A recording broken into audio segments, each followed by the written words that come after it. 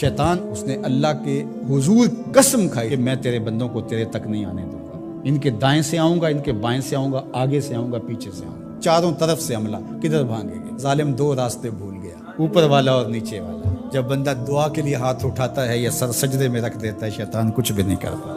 اس نے خود اللہ کے سامنے قسم کی ہے، مجھے تیری عزت کی قسم، ان بندوں کو تیرے تک نہیں آنے دوں گا، چاروں طرفیں گھیر لوں گا۔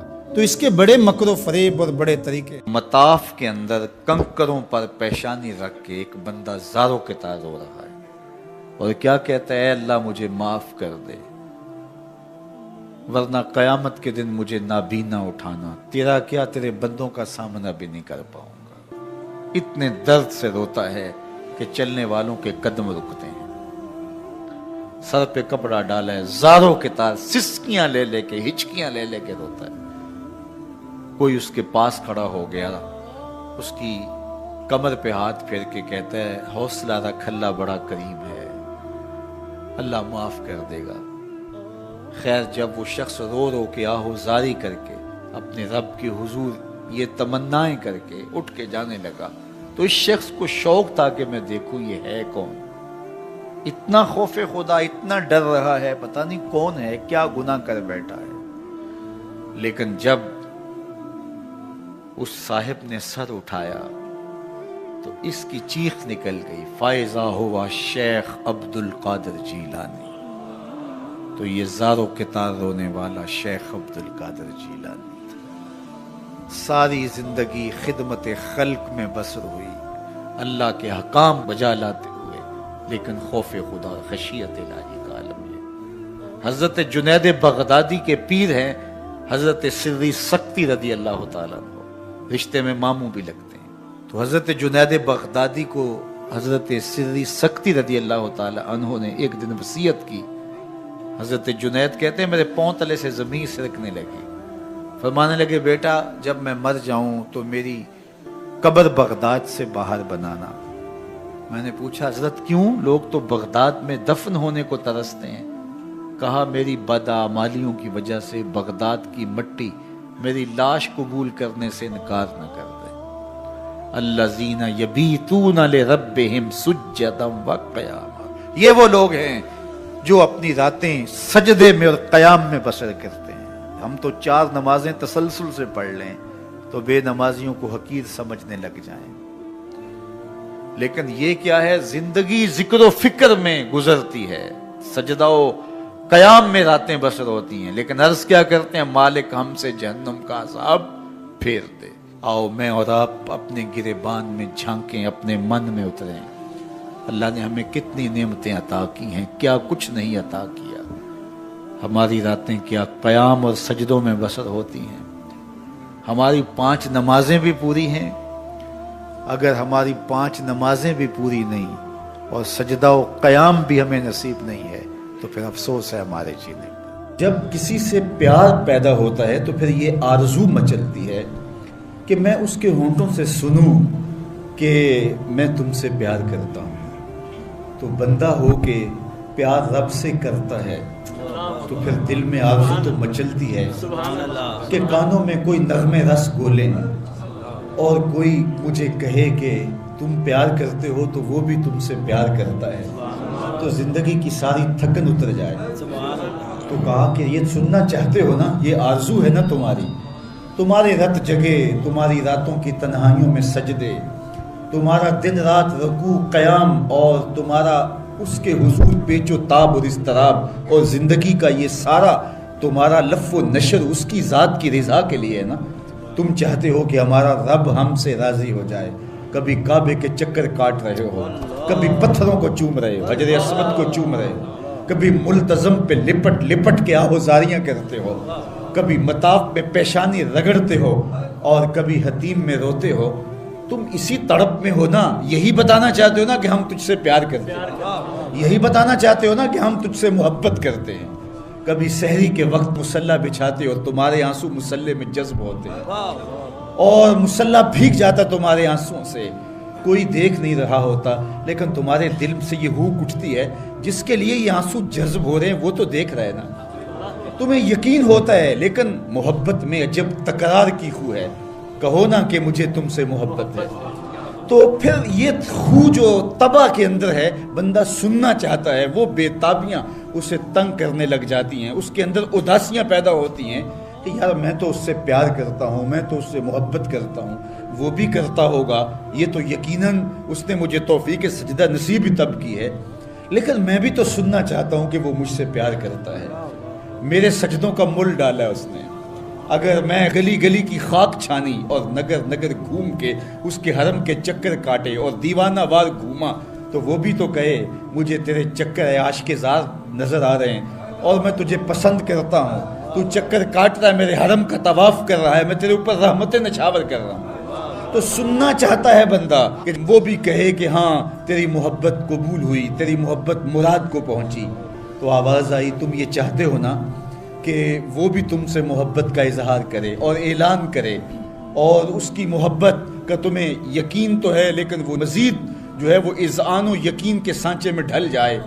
تو کہا کہ یہ اگر تم چاہتے ہو تو تم ایک طریقہ بتاتا ہوں، تم محبت کا جواب چاہتے ہو، تم ان سجدوں کا جواب چاہتے ہو، تم طواف اور ان چکروں کا جواب چاہتے ہو، تو تمہیں بتاتا ہوں میرے رسول کی چوکھٹ پہ آؤ اور ان کی اتباع کرو، ان کی اتباع کرو۔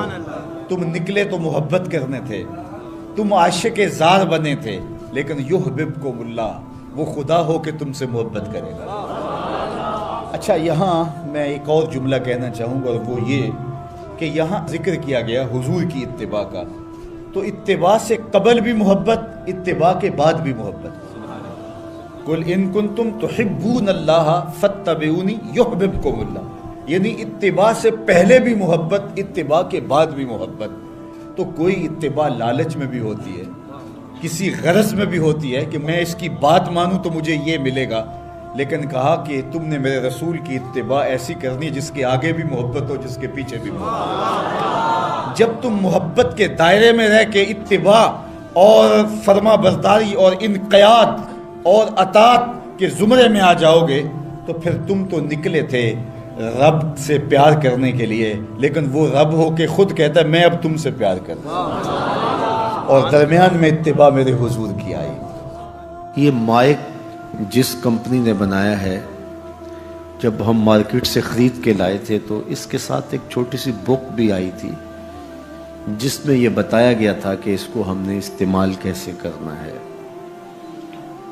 خرابی کی صورت میں اس کی اصلاح کیسے ہوگی، اور اگر اس کے مطابق ہم اس کو استعمال کریں، جس طرح کی بیٹری اس کے اندر آنی چاہیے تو وہ ڈالیں گے تو دیر تک اس کے فوائد اور ثمرات حاصل کرتے رہیں گے۔ لیکن اگر ہم اس کتاب کو جو اس کے ساتھ ہمیں ملی تھی، جس کمپنی نے اسے بنایا ہے، تو اس کا طریقہ استعمال ساتھ بتایا ہے، اس کتاب کو پھاڑ کے پھینک دیں گے یا اس کو لپیٹ کے کہیں اونچی جگہ پہ رکھ دیں گے اور اس کو اپنی مرضی سے چلانا چاہیں گے تو پھر اپنی مرضی سے ہم اس سے فائدہ حاصل نہیں کر پائیں گے۔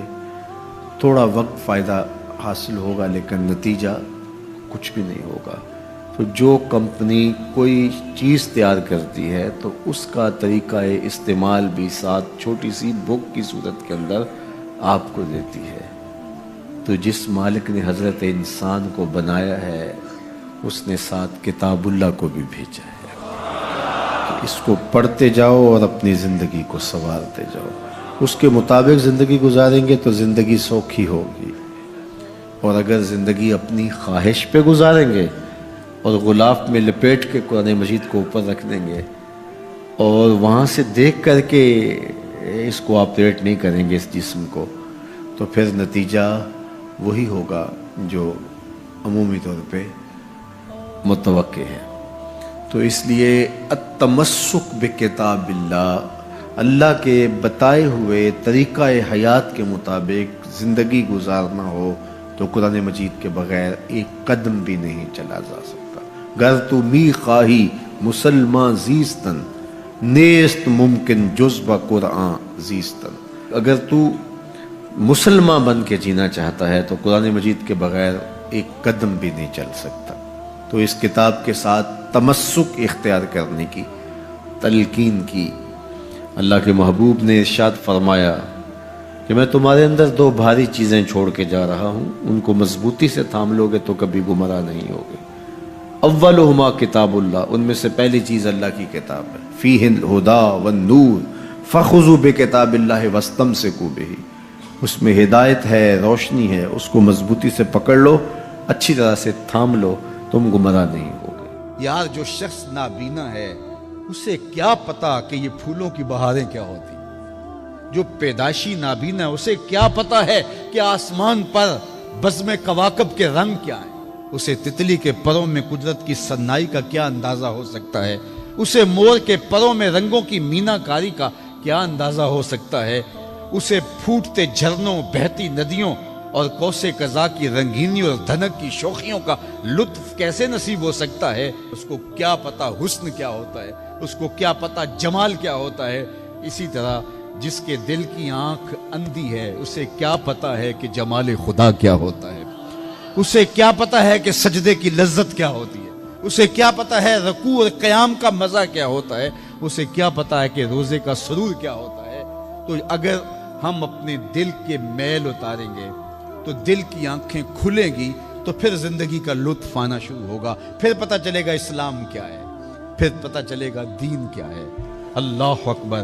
اسی لیے قرآن نے کہا من کان فی ہذہ اعمی فہو فی الآخرۃ اعمی واضل سبیلا، جو دنیا میں اندھا رہا کل قیامت کے دن بھی نابینا اٹھایا جائے۔ اس سے ان آنکھوں کی بے نوری مراد نہیں ہے، دل کی بے نوری مراد ہے۔ اقبال نے کہا تھا دل بینا بھی کر طلب خدا سے، کہ آنکھ کا نور دل کا نور نہیں، آنکھ کا نور اور ہے، دل کا نور اور ہے۔ تو جس طرح آنکھ بے نور ہو جائے، آنکھ پر دھند، جالا، ککرے اور سفید اور کالا موتیا اتر آئے، تو ہم سب کچھ بیچ کر کے بھی آنکھوں کا نور خریدنے کی کوشش کرتے ہیں۔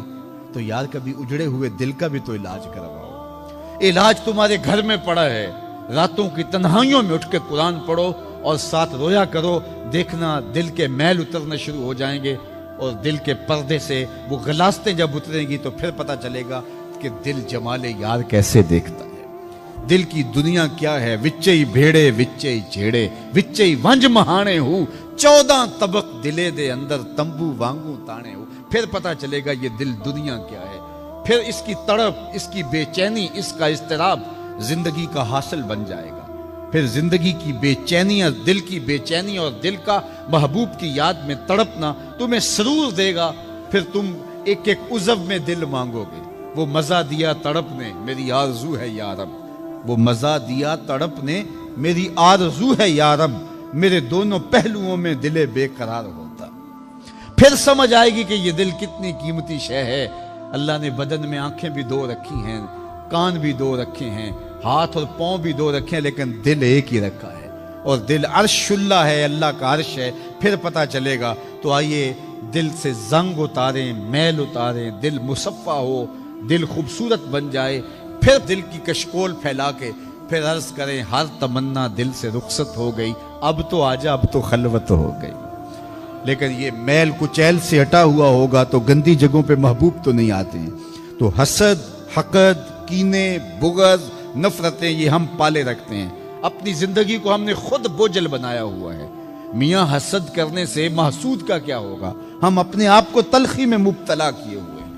بغض رکھنے سے مبغوض کا کیا ہوگا؟ ہم اپنے آپ کو بوجھ میں مبتلا کیے ہوئے۔ تو اپنے دل سے یہ سارے بوجھ اتار کر کے جب دل کو مصفا اور مزکا کریں گے تو پھر دیکھیے کہ دل کے آئینے میں کیسے جمال یار دکھائی دیتا ہے۔ تو اس دل کی اصلاح ہوگی کثرت کے ساتھ قرآن مجید کی تلاوت کرنے سے۔ تو راتوں کی تنہائیوں میں اٹھ کے قرآن پڑھو، دیکھنا کہ کیسے دل کے زنگ اترتے ہیں۔ بعض لوگ بڑی عجیب خبر سناتے ہیں، میاں تمہیں کیسے پتا؟ وہ کہتا ہے میں رات اچانک نیند نہیں آ رہی تھی تو ایک چینل کھولا تو اس میں یہ خبر چل رہی تھی، تو میں نے کہا تجھے نیند نہیں آ رہی تھی، تو نے چینل کھولا، کاش تو قرآن کھول کے بیٹھ جاتا، تجھے وہ دکھائی دیتا کہ تیرا اندر تیرا باہر روشن ہو جاتا۔ تو راتوں کی تنہائیوں میں اٹھ کے قرآن مجید پڑھنے کا مزاج پیدا کریں، اپنی صبح کا آغاز قرآن مجید کی تلاوت سے کریں، اپنے دن کو سمیٹیں، سونے کی تیاری کریں، سورہ ملک سے اپنے معاملات کو سمیٹیں۔ یہ چند دن کر کے دیکھ لیں۔ اور اگر آپ کو معاشی مسائل ہیں، مشکلات ہیں، تو سورہ واقعہ اس کے لیے اکسیر ہے۔ صرف 3 رکوع ہیں، اتنی اکسیر کہ جس کی زندگی میں سورہ واقعہ آ گئی وہ مشکلات میں مبتلا نہیں ہوتا، اللہ اس کے لیے رزق کے دروازے کھول دے۔ مدینے کی گلی سے میرے حضور کا گزر ہوا، ایک ایسا مکان بن رہا تھا جس طرز کے مکان کو حضور پسند نہیں کرتے، تو پوچھا یہ کس کا مکان ہے؟ کہا فلاں انصاری کا۔ حضور گزر گئے، کسی نے اس کو جا کے بتایا حضور تیری گلی سے گزرے تھے، تیرے مکان کو دیکھا، شاید حضور کو پسند نہیں آیا۔ چہرہ بتا رہا تھا حضور کا کہ تیرا مکان اچھا نہیں لگا۔ انہوں نے کدال لیا اور مکان زمین کے برابر کر دیا۔ چند دن کے بعد حضور کا پھر گزر ہوا تو دیکھا کہ مٹی کا ڈھیر پڑا ہوا ہے، ملبہ پڑا ہوا ہے۔ کہا اس شخص کو بلاؤ، بلایا گیا، کہا میں گزرا تھا، تیرا مکان بن رہا تھا، اب مٹی کا ڈھیر پڑا ہے۔ حضور میں نے گرا دیا۔ فرمایا کیوں؟ عرض کی سنا تھا آپ کو پسند نہیں، سنا تھا آپ کو پسند نہیں۔ میں اور آپ اپنے اندر اترے اور دیکھیں ہمارا کیا کیا حضور کو پسند۔ محمد دی زیارت محمد دے رنگ وچ اے ٹھگ بازیاں جانے پیارا محمد صلی اللہ علیہ وسلم۔ جب ان کے ہوئے تو پھر اپنی خواہش رہی کہاں؟ اپنی رضا کو محبوب کی رضا میں فنا کر دینے کا نام ہی تو محبت ہے۔ تیرے ہندیاں سندیاں محبوبہ میں کافر ہواں جے میں ہواں، اپنی نفی کرنے کا نام ہی تو محبت ہے۔ لیکن میں اپنی خواہشات کا پتلا ہوں اور عاشق رسول بھی ہوں، کیسی عجیب کہانی ہے۔ میں اپنی آرزوؤں کا بندہ بھی ہوں اور عاشق رسول ہوں، کیسی عجیب کہانی ہے۔ جب ان کے ہو گئے پھر اپنا کچھ نہ رہا۔ محبوب کی رضا میں اپنے آپ کو گم کرنے کا نام محبت ہے۔ جب ان کے ہوئے تو پھر زندگی کا جمال، زندگی کا نور نصیب ہوا، زندگی کی حقیقتیں ہاتھ آ گئی۔ میں عاشق رسول کہلاتا ہوں، حج اور عمرے بھی کرتا ہوں۔ میں 1.25 لاکھ مرتبہ جو ہے وہ ہر ہفتے میں درود بھی پڑھتا ہوں۔ میں محفل میلاد کرواتا ہوں، پوری دنیا کے نعت خواں جمع کرتا ہوں، لیکن حضور کی سنت چہرے پہ سجانے کی توفیق نہیں ہے۔ مجھے حضور علیہ الصلوۃ والسلام کے بتائے ہوئے طریقے کو اختیار کرنے کی ضرورت نہیں ہے۔ صاحب سوچیں کہیں آپ اپنے آپ سے دھوکہ تو نہیں کر رہے؟ ان سے تو نہیں کیا جا سکتا، ان سے دھوکہ کون کرے؟ وہ تو جانتے ہیں کون کہاں کھڑا ہے۔ میرے حضور بولے یاری لا تو پاک نبی سنگ اے پر پوری یاری، یاری لا تو پاک نبی سنگ اے پر پوری یاری، پھر درود قبول ہے تیرا لکھ نالوں ایک بار۔ پھر نہ لاکھ مرتبہ پڑھنا، ایک بار ہی پڑھ لینا وہ بھی قبول ہے۔ اشہد بلال عند اللہ اشہد، پھر بلال کا اشہد بھی قبول ہے۔ وہ چہرہ اور چہرے کا دل نہیں دیکھتے، بندے کا دل دیکھتے ہیں۔ تو جب تم اپنے باطن کو حضور کے نام پہ لگاؤ گے تو پھر ایک ایک عمل ان کی سنت کی اتباع میں۔ یہ صوفی کی علامات ہیں۔ رنگ برنگے کپڑے پہن لینے سے صوفی نہیں بنتا، مختلف رنگوں کے پٹکے باندھ لینے سے صوفی نہیں بنتا، صاحب بھنگ گھوٹ کر پینے سے صوفی نہیں بنتا، ڈھول کی تھاپک پر ناچنے اور رقص کرنے سے صوفی نہیں بنتا، مختلف تصوف کی اصطلاحات کو یاد کر لینے سے صوفی نہیں بنتا، محمد عربی کی غلامی سے صوفی بنتا ہے، حضور کی چوکھٹ کی فقیری سے صوفی بنتا ہے۔ طائف کے بازاروں میں لوگوں نے پتھر تک مارے، نالین خون سے زخمی ہو گئے، اور ادھر سے حکم بھی آتا ہے محبوب بولو تو صحیح۔ ان پہاڑوں کو ایسے جو ہے وہ جوڑیں گے کہ یہ درمیان میں پس کے رہ جائیں گے، عذاب کے فرشتے حاضر ہو کے پیشکش کرتے ہیں، لیکن میرے حضور فرماتے ہیں نہیں، میں رحمت بن کے آیا ہوں۔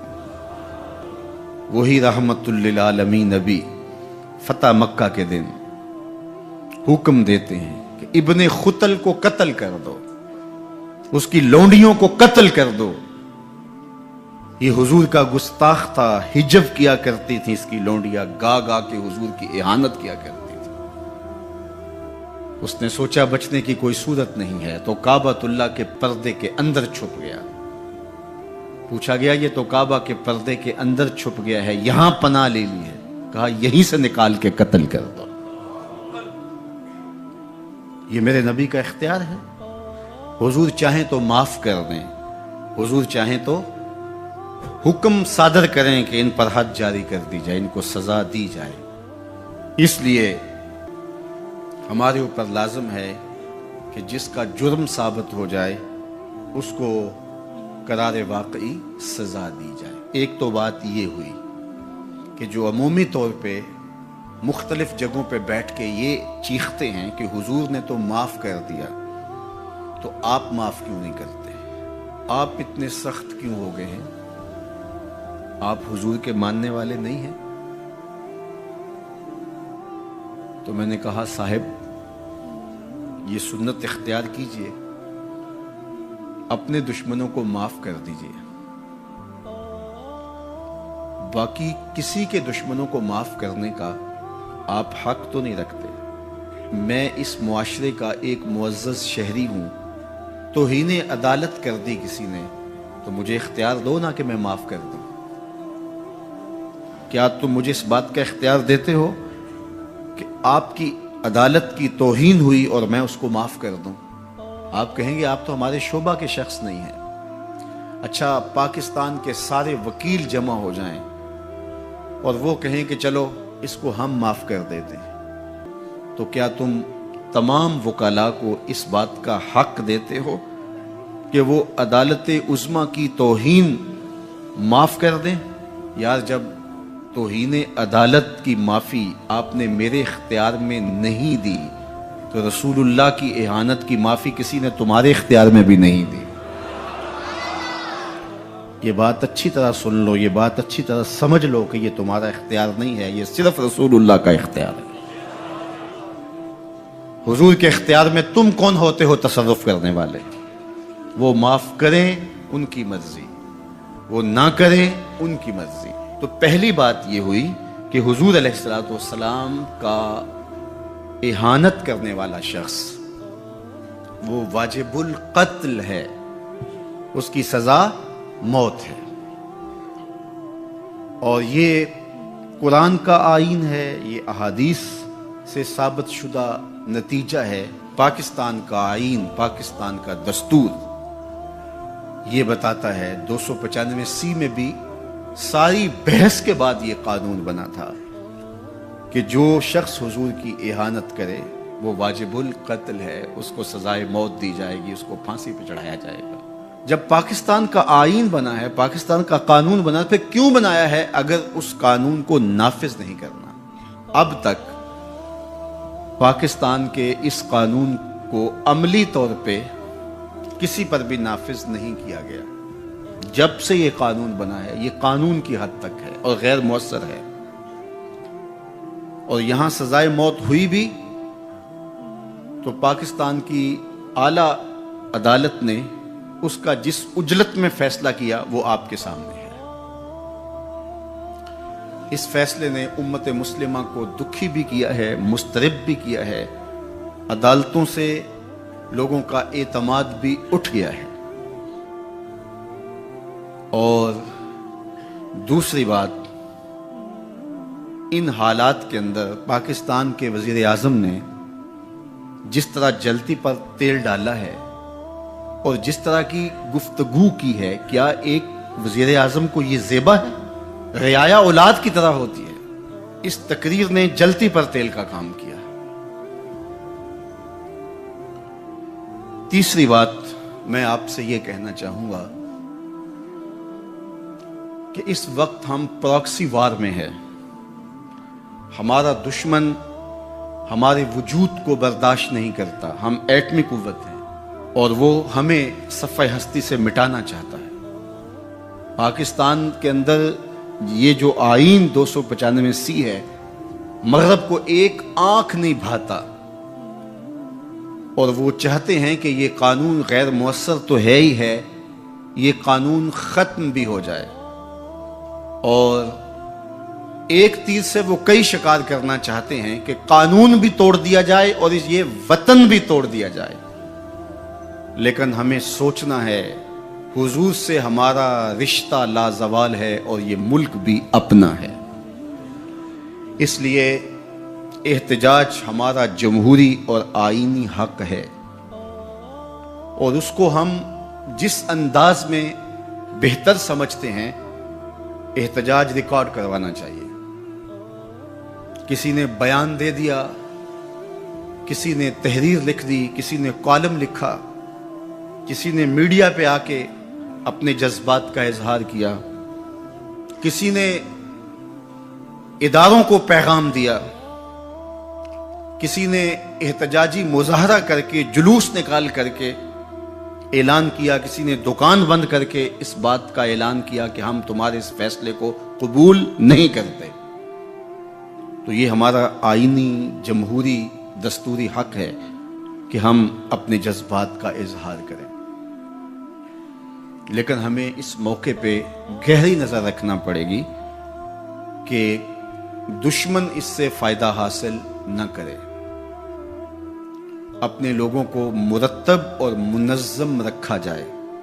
جذبات کے اس ماحول کے اندر بھی ہم اپنی گفتگو کو پورے غور و فکر کے ساتھ تول کے بولنے کا مزاج بنائیں، تاکہ ملک کے اندر کوئی ایسی صورتحال پیدا نہ ہو۔